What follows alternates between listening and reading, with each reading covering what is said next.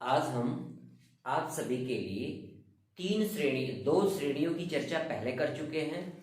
Alkene श्रेणी और alkene श्रेणी की चर्चा पहले हो चुकी है। आज हम बात करेंगे एल्काइन, तीसरी श्रेणी एल्काइन श्रेणी की। एक बार ब्लैक बोर्ड पे नजर लें, फिर उसके बाद हम विस्तार से आपको समझाते हैं। ब्लैक बोर्ड पे ध्यान दें।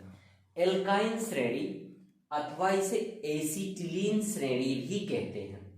ये असंतृप्त हाइड्रोकार्बन्स होते हैं। एल्काइन श्रेणी, एसिटिलीन श्रेणी, ये असंतृप्त हाइड्रोकार्बन होते हैं। इनकी पहचान क्या होती है? इस श्रेणी का जो सामान्य सूत्र होता है वो CnH2n-2 होता है। एक बार फिर से सूत्र ध्यान दें। इस श्रेणी का सामान्य सूत्र CnH2n-2 होता है। इसमें कम से कम 2 कार्बन परमाणुओं के मध्य एक ट्रिपल बॉन्ड यानी त्रिबंध होता है।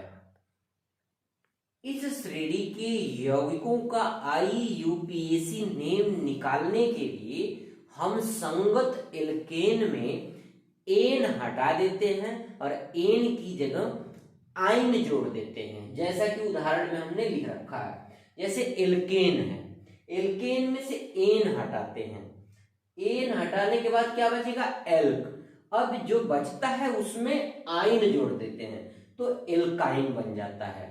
इस तरीके से जैसे यहाँ ले लो, यहाँ हो मेथेन, उदाहरण मेथेन, यहाँ हो मेथेन, संगत एल्केन का नाम अगर मेथेन है तो मेथेन में से एन हट जाएगा, मेथ बचेगा, उसमें आइन जोड़ देंगे तो इस तरह से उसका नाम हो जाएगा मेथाइन।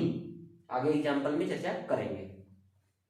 एल्केन इंग्लिश में एन हटा देते हैं, एल्क बचता है, इस एल्क में आइन जोड़ देते हैं तो एल्काइन हो जाता है। इस तरह से इस श्रेणी में नाम इसका चलता है। अब एक बार पुनः देख लें।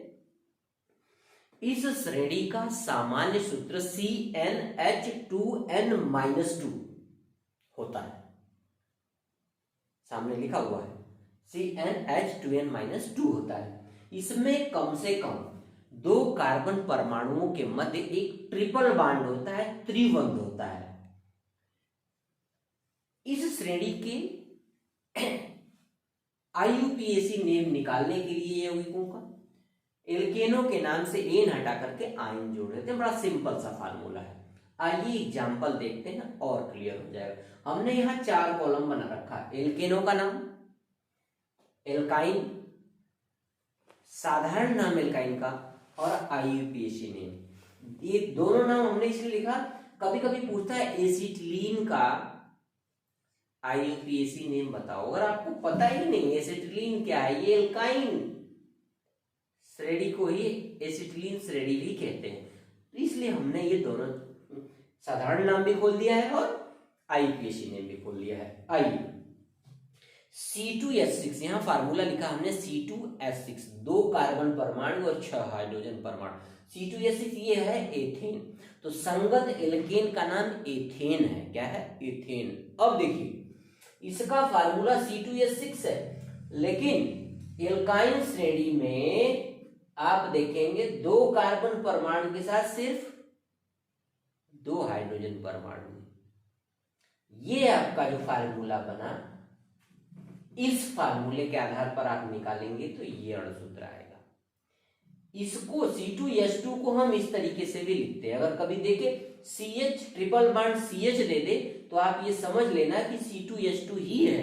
ये लिखने का इसका तरीका है, संरचनात्मक सूत्र के आधार पे कैसे ये जुड़ते हैं।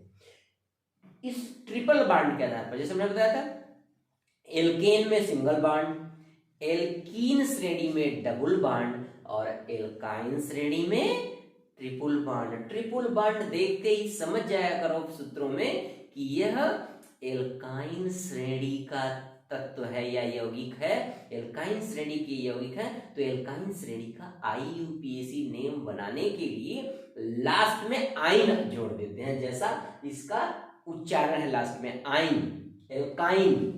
अब मेथेन का क्या हो जाएगा? मेथाइन। एथेन का एथाइन, प्रोपेन का प्रोपाइन। आइए एग्जांपल पे C2H2, इसको हम इस तरीके से भी लिख देते हैं CH ट्रिपल बॉन्ड CH, देखो C2 है तो C एक यहाँ तो H2 है एक यहाँ तो है यही, लेकिन इसका ट्रिपल बॉन्ड कैसे आपस में रचना करते हैं, कैसे ये बनाते हैं, संयोजक बंध कैसे आपस में बनाते हैं, ये इस तरीके से। इसका साधारण नाम C2H2 का साधारण नाम अगर पूछे तो एसिटिलीन होगा, और इसका IUPAC नेम पूछे तो यहाँ एथेन है हमने बताया, तो एल्काइन श्रेणी आइन, तो एथेन में एन हट जाएगा, इसमें जुड़ जाएगा आइन, तो ये क्या हो जाएगा एथाइन, तो इसका IUPAC नेम हो जाएगा एथाइन। दूसरा देखो C3H8 तीन कार्बन है तो संगत एल्केन का नाम प्रोपेन होगा, यहाँ प्रोपेन है भी। इसका फार्मूला यहाँ देखिए C3H4 कैसे आया वो भी अभी क्लियर कर देता हूं। C3H4 CH3 single bond C triple bond CH। अब देखो कार्बन 3 है तो 1 2 3, हाइड्रोजन 4 है, यहाँ पे 4 है तो यहाँ पे 3 हाइड्रोजन यहाँ, 1 हाइड्रोजन यहाँ, तो ये इस तरीके से भी इसको ट्रिपल बॉन्ड से लगा के C3H4 आपको अगर इस तरीके से लिख दे, अब आपसे पूछे कि इसका नाम बताइए तो क्या करना, कार्बन गिन लो। सबसे आसान तरीका होता है IUPAC नेम बनाने का, कार्बन उपस्थित कार्बन परमाणुओं की संख्या को काउंट कर लो, जितना कार्बन होगा, जैसे एक कार्बन है तो उसके संगत एल्केन का नाम मेथेन बनेगा। अब वो जिस श्रेणी का है, एल्केन का है तो मेथेन हो जाएगा, एल्कीन श्रेणी का है तो मेथीन हो जाएगा, अगर एल्काइन श्रेणी का है तो मेथाइन हो जाएगा।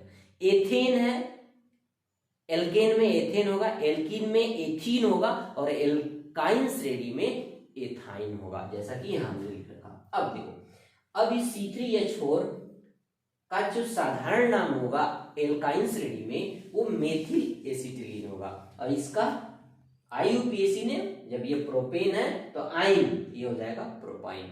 अब ये फार्मूला कैसे निकला, यहाँ पे C2H6 है, यहाँ C3H8 है, तो यहाँ C2H2 कैसे आया, अब मैं इसे बताता हूँ। हमने सामान्य सूत्र लिखा है का CnH2n-2, इस फार्मूले के आधार पर, उस फार्मूले के आधार पर यहाँ अगर मान लीजिए n का मान 2 है, अब आ जाओ वो फार्मूला ले लो CnH2n-2, इस फार्मूले के आधार पर हम इसका अणुसूत्र निकालेंगे।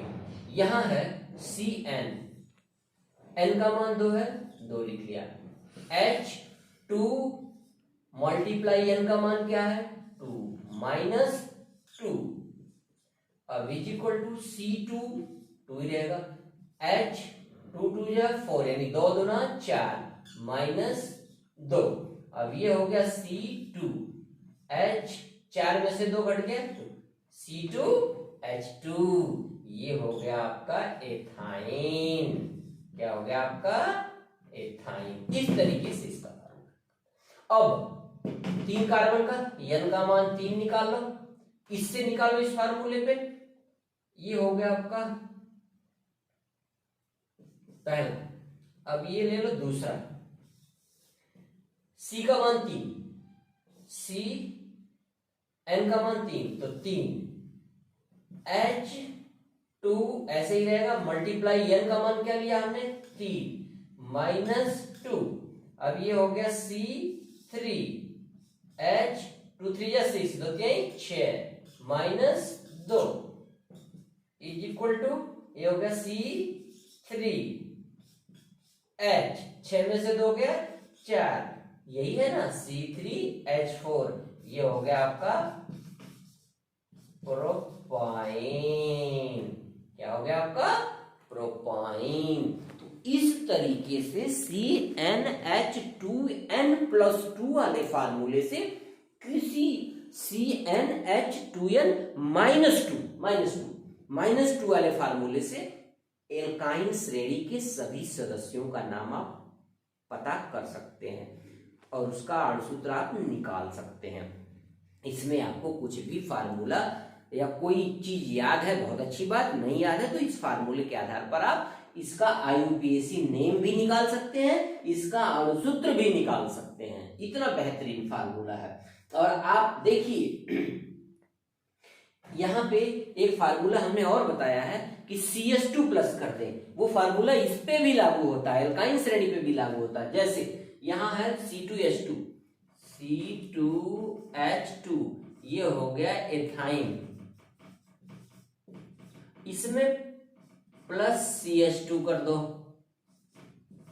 C2 C1 ये हो गया C3, दो ये हो गया 4, C3H4। देखिए अगला मिल गया, एल्काइन श्रेणी का अगला सदस्य C3H4 मतलब प्रोपाइन, ये हो गया आपका प्रोपाइन।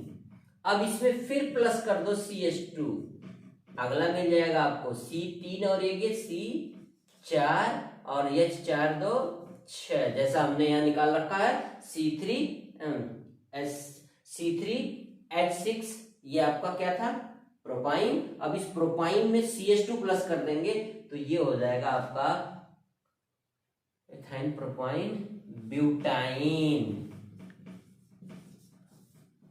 फिर इसमें प्लस कर देंगे CH2 तो पेंटाइन, फिर CH2 प्लस कर देंगे तो हेक्साइन। इस तरीके से हमने एक फार्मूला आपको इस तरीके से बताया, CnH2n-2 इस तरह से निकाल लें, या आपको एथाइन का फार्मूला पता है C2H2 एथाइन C2H2, इसमें +2 प्लस CH2 करते जाओ, अगला अगला एल्काइन श्रेणी का सदस्य पता चलता रहेगा। अब आप एक बार इसे फिर से ध्यान दें, आपको हमने बताया एल्कीन श्रेणी,